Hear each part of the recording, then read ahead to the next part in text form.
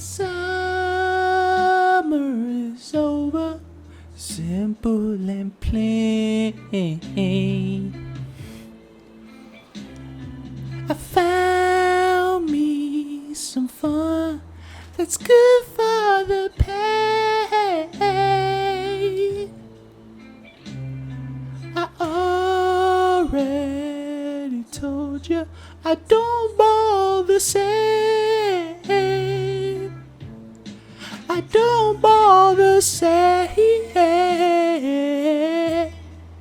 Anywhere I go, I ball at what cost. I don't feel the same. Anywhere I go, I ball at what cost. I don't feel the same.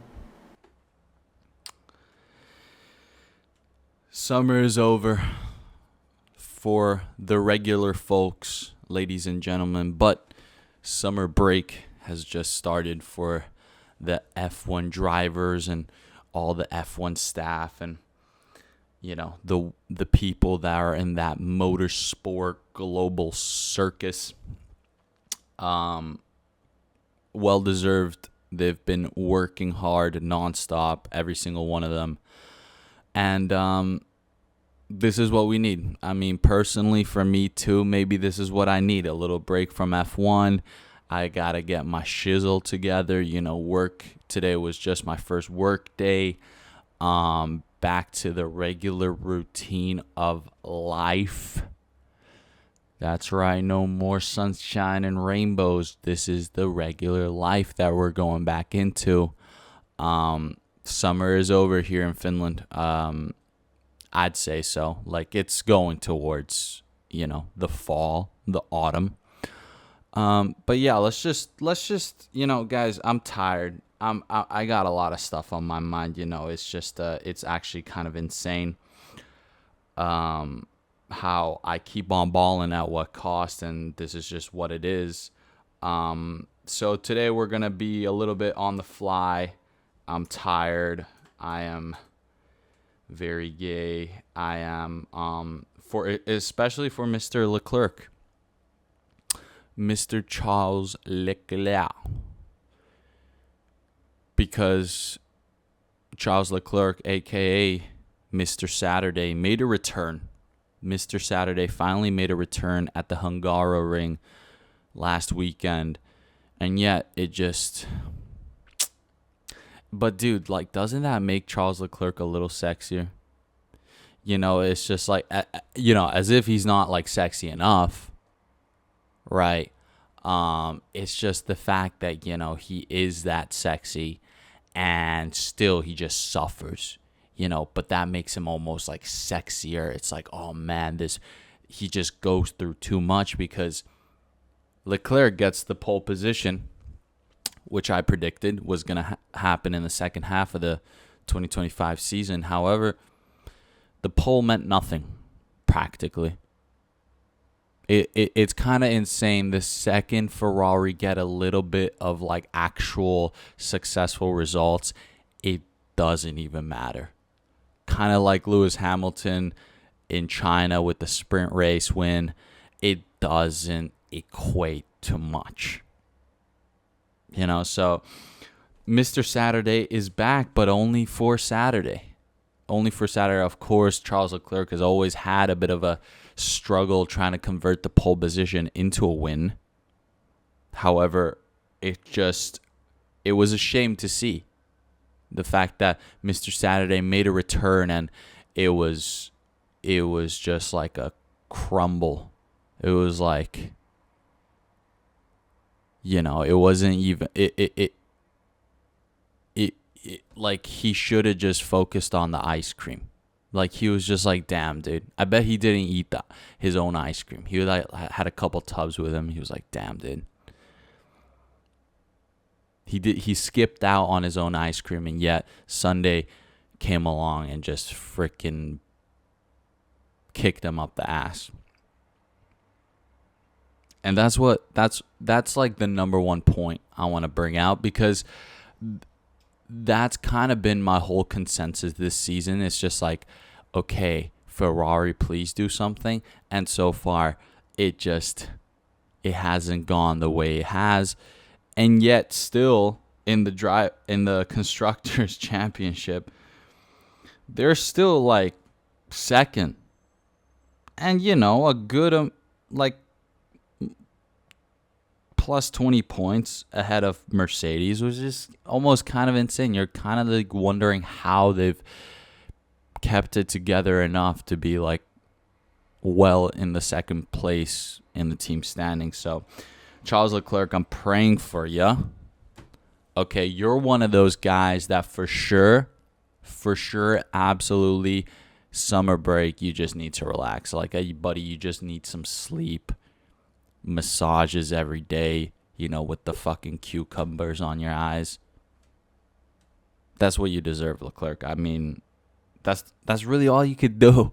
That's all you could really do. People are saying Ferrari, earlier this season it was like, oh my God, this is not going well for Ferrari. Is Fred Vasseur gonna get fired?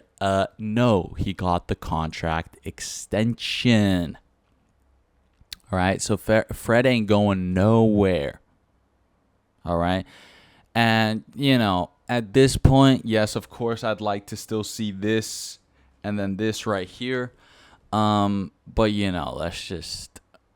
let's just maybe not give Mercedes, like, that's what I'm scared of. I think Mercedes is really gonna bring the fight to Ferrari at the second half of the season. I mean, I think Kimi Antonelli definitely has still so much to prove this season. So, and George Russell, I mean, still, George Russell been doing his thing, right? So, I mean, and that's also a point I want to make. George Russell is just doing his own thing, and yet he somehow gets like the shit end of the stick. You know what I'm saying? Like, George Russell just keeps to himself, does his own thing, and yet other drivers just want to lash out at anyone, and he's always the victim. In Spain, Max Verstappen felt like he got fricked over by his team, and then it was a bad strategy. So then Verstappen pretty much just like almost took out George Russell. Big controversial moment. George Russell was not happy about it. And then the same fucking thing happened when Mr. Saturday showed up on Sunday and it started fucking going downhill. And Leclerc almost took out George Russell. Like, just out of, like, it's not even, like, with Leclerc and Verstappen, they don't even have anything against George Russell. I mean, maybe the fact that they're like, how the fuck does this guy always get, like, pretty decent results and he doesn't even have to suffer like we do. But it's just like we're trying everything to kill the guy. Can we stop trying to kill George Russell? Like, I feel like it's almost like disrespectful. The memes of like, does nothing, P3. Homie G, I think he did everything to get that P3, and he does everything every race, and that's why things fall in order that favors him. Ladies and gentlemen, I will tell you this, George Russell, you're a fucking real one, all right? This is like, it literally, like, how can you diss the guy? It's literally like, it's like if your parents had a shitty work day and then they came back home and beat your ass for it just to like lash out. It's just like, that's George Russell right now dealing with these other guys who are just getting fucked over by their team. He has nothing to do with any of this. He's just trying to do his own thing. And yet, oh my God, I'm honestly praying for George Russell. He doesn't deserve any of the disrespect. I mean, his just raw race pace on Sundays is like, I'd say it's pretty unmatched. Like, genuinely, it's the most consistent Sunday, like, race pace I can say this season. Right? Of course, there's the one or two races where the Mercedes car in itself was just struggling, but he's always getting the most out of the freaking car, dude. So, George Russell, please. Again, he's one of those. Summer break, just, honestly, George Russell he needs a little bit of, like, everybody's been lashing out on him. I feel like George Russell's got to get a little bit of that animosity out of his system. I don't know. Maybe go do a little punching bags. Maybe, do a couple freaking drum lessons and just really, smash the shit out of the drums or some shit like that. I feel like George Russell deserves that. Go to one of those rooms where you can, just pick any freaking sledgehammer or whatever the fuck and smash all the TVs. One of those. I feel like George Russell deserves one of those because he doesn't deserve any of the fucking things that are happening to him on race weekends, truthfully. Aston Martin. Shout out to Aston Martin. They're slowly building up towards something, which is really respectable because start of the season it's always a little up and down for Aston Martin, but then when they do well, it's pretty freaking decent. Genuinely, they had I think strongest weekend they've had as a team so far this season. P5 for Fernando Alonso and P7 for Lance Stroll. All the while their competition, I would say, is the Williams, but of course Kick Sauber, Racing Bulls, Haas, even Alpine, they could be closer, but I'm assuming Aston Martin, they're always trying to, punch upwards instead of downwards. They're more worried about Williams, I think, than Kick Sauber, because the thing is, I think Kick Sauber is more just drivers' performance, while Aston Martin, I think, maybe a little bit more on the team's performance or what the team is able to deliver on a race weekend. So either way, very tippable. Maybe Adrian Newey came in just for a freaking month or something just to lock it in. Who knows? But good to see for Aston Martin, but a heartbreak for me over the weekend because my Williams boys were absolutely struggling like crazy. Carlos Sainz in P18 and... Wait, no. I'm looking at the wrong thing. Sorry, ladies and gentlemen, sorry. Yeah. Freaking Carlos Sainz and Alexander Albon, P14, P15. Okay. I mean, to be fair, though, there's not that many tracks like Hungary, so maybe we're all right. Maybe we're good. Okay, but let's just say let's not have a lot of those weekends. All right, maybe one more. But otherwise, we got to show Aston Martin what's up. We got to show Racing Bulls what's up. We got to show Kick Sauber what's up, dude. We got to show them all what the hell is up.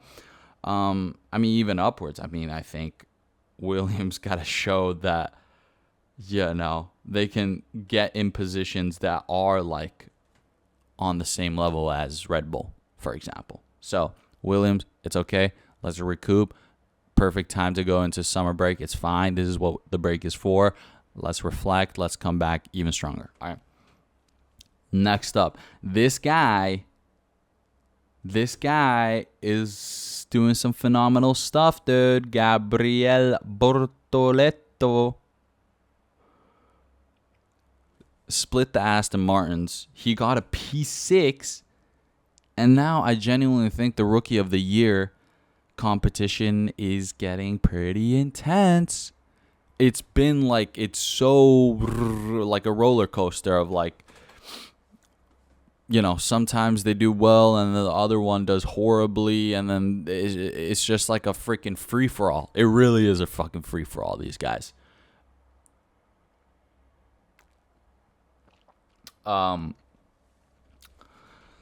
I'm going to do this real quick because I can. Because I'm absolutely the fucking man.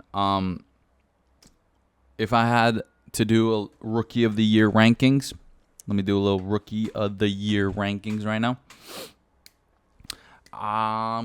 Genuinely, after that P6 in Hungary, a very difficult track, like incredibly difficult track, super technical. I'm gonna put Gabriele Bortoleto as my favorite right now to win the Rookie of the Year, because at the end of the day, it's a kick Sauber. Like, it's a Sauber, and you have a teammate like Nico Hülkenberg, who is so experienced, got that podium in Silverstone, has done very freaking well this year overall. And yet somehow Gabriele Bortoleto is able to, go head to head, or in some cases, like in Hungary, was able to outperform Nico Hülkenberg in a Sauber. So I'm going to put Gabriele Bortoleto as my numero uno guy so far. After 14 rounds, this is my consensus. I said Bortoleto is Rookie of the Year. Right now, what is it? Fucking August. First week of August. All right. Second, and these are very closely, they're super close. I mean, this is intense. Like, I genuinely, like, one race weekend can change this order up completely. Second, I'm going to put down Isaac Hadjar, right? I don't know why I wrote his whole name now all of a sudden. Isaac Hadjar. He has more consistency, and that's where I really do think he could also very well be the number one, like, ranked Rookie of the Year right now. Except it's just the car. It's like a known thing that the car is like not the most challenging to drive, and the performance isn't even that bad. So I'd say Bortoleto kind of takes the edge on this one. Scoring points in a kick Sauber is much more impressive, in my opinion, than scoring points in the Racing Bulls. Both very impressive, being rookies. I mean, that's the whole thing here. It is actually kind of insane how well these rookies are doing. The fact that pretty much all of them has scored points. I mean, except for the Alpine rookies, or I mean, Franco Colapinto had had the half a season last year. So I don't know how you can decide that, but still, like, the fresh rookies, the fresh guys, they've all scored points. And they've done pretty amazing stuff. So I'm going to put third. I don't know why my marker ain't working. Go fuck yourself. Third, I'm going to put Kimi Antonelli. Now, that's the whole thing. I genuinely thought, like first 2 months into fucking the season, I was like, all right, Kimi Antonelli, easiest Rookie of the Year. Like, and especially after he got the podium in Canada, I was like, yeah, it's over. It's over. But he's had a rough go ever since Canada. So I'm going to put Antonelli here, but that's just out of love. That's out of pure love for Antonelli, because if there's a person that I would want to win the Rookie of the Year, I would say Kimi Antonelli. However, you can't get what you always want. So I'm just going to put Kimi Antonelli there for third. As of right now, I want to see a little bit more of a bounce back. I know the Mercedes car kind of took a turn for like the wrong direction. However, I'd like to see him closer to George Russell. That's all I'm trying to say. Like, I want you guys to like really be in like the close positions. I want Kimi Antonelli to make fewer mistakes. I know he's got that fast, raw pace, but just if we can just, tone it down a little bit, be a little bit more responsible, and just, kind of like learn. Let's learn here. Let's not just like be like, okay, I'm the fucking, like, I got the speed. let me just figure this out. Like, let's just the whole time, like, let's just like learn. All right. And then fourth, I'm gonna put down Ollie Behrman, and Ollie Behrman too. Again, don't know why I fucking wrote his full name. That's how fucking sleep deprived I am. Ollie Behrman could easily be like number one, in my opinion. The fact that for 4 race weekends in a row, earlier he got P11, like 4 race weekends in a row, like he was so close to the points for so many race weekends. So it's like he's putting up a fight, dude.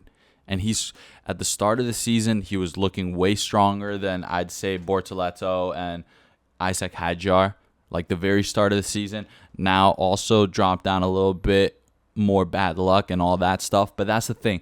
Genuinely, Ollie Behrman, it's similar to Bortoleto. If Ollie Behrman gets like one P6,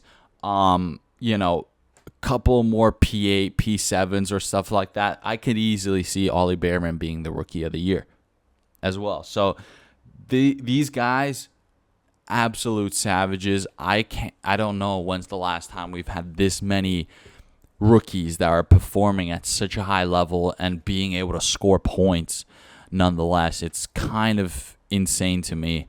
But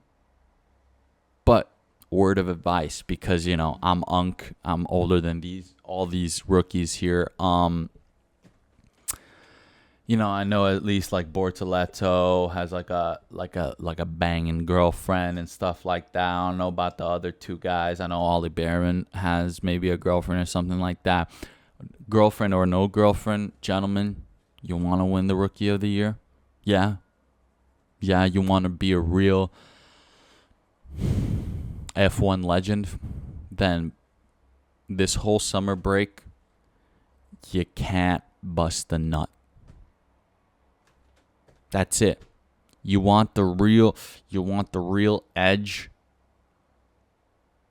You want the extra couple tenths during qualifying on Saturdays once we come back to summer break. You can't bust a nut. Your girlfriend wants you to, you're traveling together and you're at a romantic place at the best hotel ever. You can't bust a nut. Keep it stored up, men. You guys are men now. This is what men do. When we go into battle, you can't crack a nut. You cannot do it. Professional boxers, professional fighters, they don't. That's the whole thing. They like at training camp. They stop pleasuring themselves or having their lady pleasure them. It's like a no-no because I want to perform at my best. So that's that. So these guys, word of advice here. I'm telling you, it works.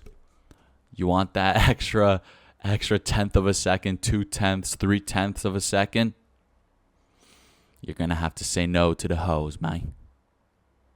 And no to the girlfriend. And yeah, you're just going to have to literally, I want these guys to all be like full training camp. You guys can't go on summer break. You know what I'm saying? Like this rookie of the year is, this competition is so intense that genuinely whoever doesn't bust a nut during the summer break is probably going to be scoring a hell of a lot of more points once we come back from the summer break. But that's just my word of advice, from, years of experience and obviously high level competition. And man, yeah, let's just say I'm glad that we go into the summer break. It's like, look, of course, yes, rookies are amazing, but it's also because we have the fucking 2 GOATs. The 2 freaking absolute certified GOATs that are on the grid right now. Max Verstappen, Lewis Hamilton. They're having a horrendous time at Hungary. I mean, it was a dreadful time. I think Max Verstappen got a P9 for Max Verstappen, and then Lewis Hamilton P12. I mean, it's just it's just no fun. Those men are pretty, the goats are kind of burnt out. I ain't gonna lie. So, I think maybe try something different. Maybe like do some exploration during your summer break. You know, I don't have anything in mind. But you know, let's just go skydiving or wakeboarding if you haven't gone wakeboarding. Fucking eat something that's like kind of like I don't think Max Verstappen looks like a oysters guy. Maybe have an oyster, with a little hot sauce on top, something like that. Just to experience something different. You know what I'm saying? And fantasize, kind of like if life was different. Like, damn, dude, what would life be if I didn't make the choices I made? I mean, shout out Verstappen too. Like look, I was saying like George Russell needs to take out a little bit of anger, and it's because it's just like George Russell got dragged into this whole thing where it's just like, yeah, before even middle of the season, it's like, oh my God, is Max Verstappen going to Mercedes, and is George Russell gonna get possibly kicked out or whatever the hell? And I mean, it was incredible. So George Russell needs to like freaking just get that frustration out somehow. But then Max Verstappen and Lewis Hamilton, they just need like something to give them fucking absolute Zen mode. Like absolute, life is good, nothing to stress about. Even though they are stressed, they're probably like miserable right now. They're going to be like, okay, it's fine. Max Verstappen is thinking about how well that Ford engine is going to work next year.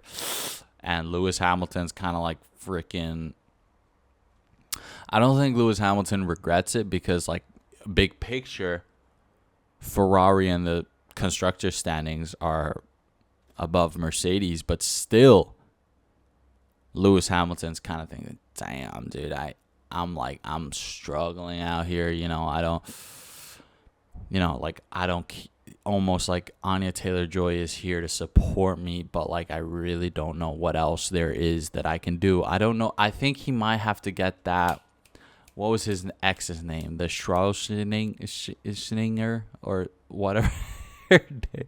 Schlesinger or something like. So I think he needs to get back with an ex or something like that, just to make him feel a little bit like, just to make him feel some, bro. Just to make him feel some, bro. But yeah, Hungary, Lando Norris masterclass. I have to tip the fucking hat because he made the one stop work and somehow managed his tires pretty decently and was able to, like, one way or another defend and not make a mistake at all that would have, cost him the win. And ultimately, in another world, Oscar Piastri would have been able to pass. But like Spa, like literally the round before, Lando's thinking like, damn, I could have maybe won this if I didn't make the small mistakes. And now Lando didn't make any of those small mistakes. I mean, Oscar Piastri was right on his tail the last couple of laps. I mean, it was one of the more stressful like ends to a race that I've experienced. But the fact that, Piastri's flying from behind with DRS, but Lando Norris doesn't overbrake, doesn't brake too late, is able to, get that turn one down, exit down. So then Piastri didn't really have a chance to get close enough, And of course, I think one way or another, Oscar could have done things differently too. I think he should have more tried to force the mistake in turn one and maybe try to go for the overtake in turn two. However, who knows? That's only theoretical, but very, very impressed by Lando Norris. And to be fair, like, yes, I'm more rooting for Oscar Piastri, but this is like a fucking generational battle for Drivers' Championship. Round 14 is over, and there's literally only 9 points between the two. This is insane. Like, it's been a super long time since we've had this, where the two guys in the strongest car are super close. Like, they're both pretty much equal. And to be fair, dude, Oscar almost pulled a Norris. Like, Oscar Piastri almost pulled a Lando Norris. Like, he was this close to pulling whatever Lando Norris did to himself in Canada. Oscar Piastri almost did that. Like, we were literally centimeters away from Oscar Piastri slander, which would have been a first. Thankfully, it didn't happen. And, you know, everyone kept it civil. But, dude, imagine if Oscar Piastri braked a little bit too late, ran into Lando Norris. That would have spun them both out. I genuinely think so. That, like, just the way that the cars were angled going into that turn one and the speed they had. We're close. We're close. I'm saying we are very, very close. The margins are so freaking close right now. It's incredible. And with that being said, I think it's I want to thank the gentleman for providing us with such entertainment.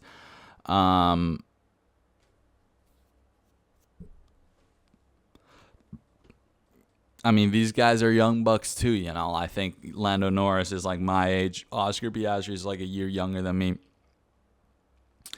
I kind of say the same thing, dude. Maybe this week, maybe next week, yes, have your fun with the girlfriend. But again, you got to start reserving that man energy, dude. You got to reserve it. You got to conserve. So then it's like it's like a biological, you know, ERS, dude. It's like a biological battery, you know, power.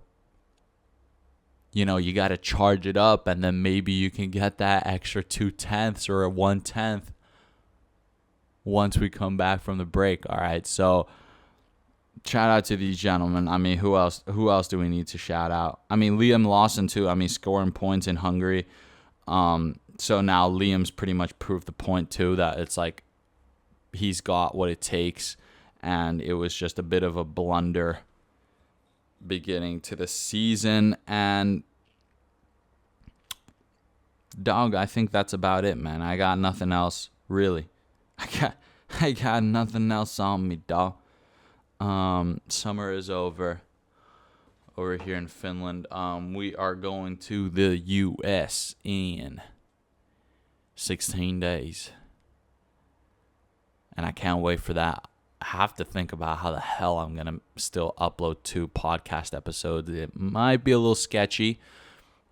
But I'm sure I'll make it work. And yeah. No, I'm going to not ramble on any much longer. Thank you for tuning in still. Hope you like the new glasses. Good to not wear sunglasses for once. I mean, it's just my sunglasses broke, so I literally have no choice. And yeah, take good care of yourself. Still stay hydrated and stay balling. Ladies and gents, I'll see you guys next week.